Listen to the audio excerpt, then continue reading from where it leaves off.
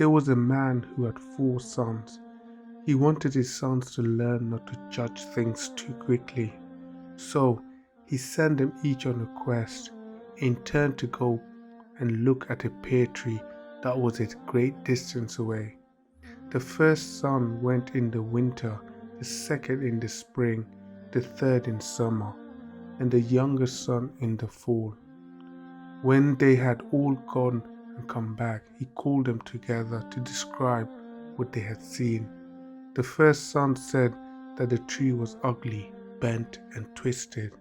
The second son said, no, it was covered with green buds and full of promise. The third son disagreed. He said it was laden with blossoms that smelled so sweet and looked so beautiful. It was the most graceful thing he had ever seen. The last son disagreed with all of them. He said it was ripe and dripping with fruit, full of life and fulfillment.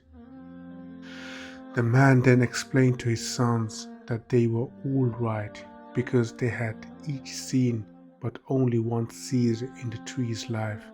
He told them that you cannot judge a tree or a person but only one season, and that the essence of who they are and the pleasure, joy, and love that come from that life can only be measured at the end, when all the seasons are up.